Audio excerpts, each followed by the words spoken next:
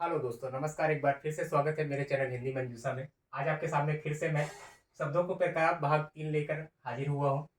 अभी पिछली ही वीडियो मैंने आपको बताया था, इसका भाग 2 बताया था, जिसमें मैंने बनावट के आधार पर शब्दों का प्रकार बताया था। आज यह तीसरा वीडियो है मेरा शब्दों के प्रकार का। इसमें मैं आपको बताऊंगा कि विकार या रूप परिवर्तन या बदलाव के आधार पर शब्दों को कितने प्रकार में बांटा गया है, यह किस आधार पर कौन कौन से कैटेगरी रखी गई है। अगर हम इस बात करते हैं तो विकार या रूप परिवर्तन, विकार क्या होता है या रूप परिवर्तन क्या होता है। अर्थात जैसे किसी शब्द का विकार हो जाता है, विकार का मतलब होता है बदलाव। बदलाव मतलब ऐसे करते हैं कि अगर हम किसी शब्द को लेकर, अगर हम उसमें से जैसे लिंग, काल, कारक के आधार पर अगर हम किसी शब्द का परिवर्तन कर देते हैं तो उसे हम विकार कह सकते हैं। अगर हम उसी तरह से अविकारी शब्द का लेते हैं तो अविकारी के शब्द का मतलब ये होता है कि जब हम किसी शब्द को लिखते हैं और उसमें किसी प्रकार का कोई बदलाव नहीं होता है, तब उसे हम अविकारी शब्द कहते हैं। अगर हम विकारी या रूप परिवर्तन ये बदलाव के आधार पर देखते हैं तो इस आधार पर शब्दों को दो भाग में बांटा गया है। इसका दो भाग है। पहला है आपका विकारी शब्द। अब विकारी शब्द क्या है? इस आधार पर किसी शब्द का रूप परिवर्तन लिंग, कारक, काल और कारक के आधार पर जब होता है तब उसे हम विकारी शब्द कहते हैं। अब विकारी शब्द हो गया। दूसरा है आपका इसका अविकारी शब्द। अविकारी शब्द वो होता है जब हम किसी आधार पर इसका किसी प्रकार परिवर्तन नहीं करते हैं। अब जैसे मान लीजिए विकारी शब्द को अगर हम समझे कि कैसे हम कह सकते हैं कि ये विकारी शब्द है या नहीं है, तो इस आधार पर अगर हम देखते हैं तो इसमें हम कुछ एग्जाम्पल के माध्यम से समझ सकते हैं। जैसे कि अगर हम पहला लेते हैं लिंग के आधार पर, तो यहाँ पर अगर हम कहें कि राम जाता है। दूसरा एग्जाम्पल अगर हम लेते हैं सीता जाती है। इस आधार पर अगर हम देखते हैं तो इसमें आपका पहला जो शब्द आता है कि राम जाता है, तो इसमें ये पता चलता है कि राम जो है वो पुरुष है, अर्थात पुल्लिंग का बोध हो रहा है। और दूसरे शब्द में ये पता चलता है कि सीता जाती है, अर्थात सीता स्त्रीलिंग है, इसलिए सीता का पता चलता है। तो ये इसे हम विकारी शब्द कह सकते हैं। क्यों? क्योंकि इसमें पहला आधार ये है कि इसका जो लिंग के आधार पर परिवर्तन होना संभव हुआ है। अब उसी तरह से अगर हम लेते हैं कि राम राम के भाई यहाँ रहते हैं। दूसरा अगर एग्जाम्पल हम लेते हैं सीता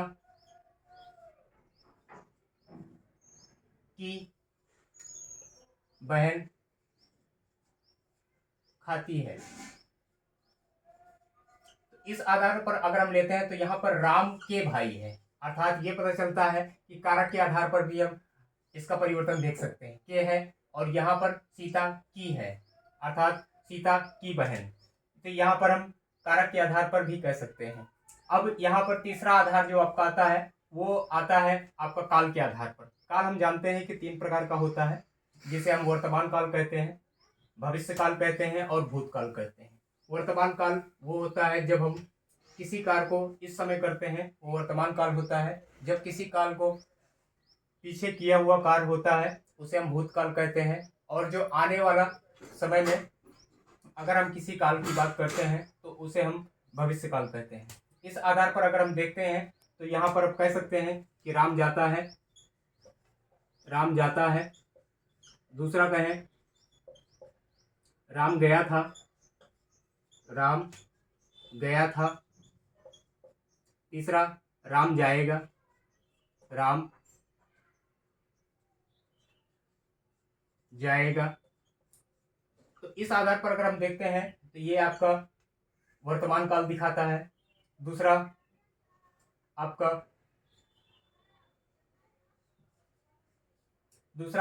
भविष्य काल दिखाता है। तीसरा आपका जो है आने वाला काल को दिखाता है। इस आधार पर अगर हम देखते हैं तो तीनों को अलग अलग कैटेगरी में बांटा गया है और अलग अलग काल के आधार पर इसको विभाजित किया गया है। तो इस आधार पर भी किसी प्रकार किसी शब्द का यह रूप परिवर्तन हो जाता है। उसी आधार पर अगर हम देखते हैं कारक के आधार पर, तो कारक मैंने बता दिया था कि ने, ना, का, की, के लिए, को लिए, तो ये शब्द आते हैं, या में, पर, ये शब्द आपके कारक के आधार पर भी हो जाते हैं। अगर हम इसके आधार पर दूसरा बात करते हैं तो इसमें हमको अभिकारी शब्द दिखाई देता है। अब अभिकारी शब्द क्या होता है? अभिकारी शब्द हम उस शब्द को बोल सकते हैं जिसमें किसी शब्द का किसी प्रकार से कोई परिवर्तन संभव नहीं होता है, उस आधार पर हम अभिकारी शब्द कहते हैं। अब इसमें से पहला कौन सा शब्द है जिस आधार पर अभिकारी शब्द,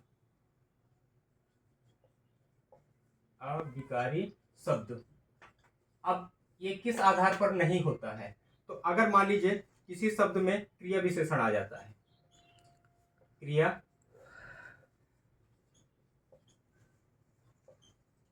विशेषण शब्द अगर आ जाता है तो वो किसी प्रकार का रूप परिवर्तन नहीं होगा।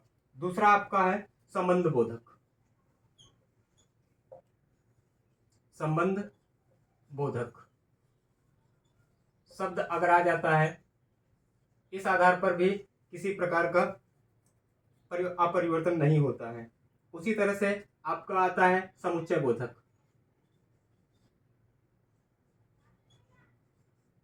समुच्चय बोधक।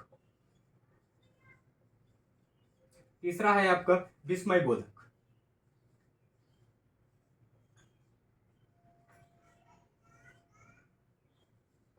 विस्मय बोधक।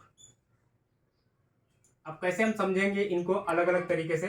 जैसे क्रिया विशेषण है, तो क्रिया विशेषण में अगर हम बात करते हैं, जैसे हो गया दिन, रात, एक दिन,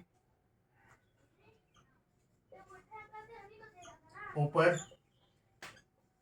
नीचे, ये शब्द है क्रिया विशेषण कुछ जो कि हमें बताते हैं कि किसी प्रकार का कोई परिवर्तन नहीं होगा, अर्थात सब्जेक्ट और कर्ता पर या वर्ब पर या क्रिया पर हम किसी आधार पर कोई परिवर्तन नहीं करते हैं। दूसरा है आपका संबंध बोधक। संबंध बोधक का मतलब होता है जैसे का, की, के, ये शब्द है जो कि किसी सब्जेक्ट को या किसी कर्ता को या किसी प्रकार के क्रिया को दूसरे से किसी प्रकार का परिवर्तन संभव नहीं हो पाता है।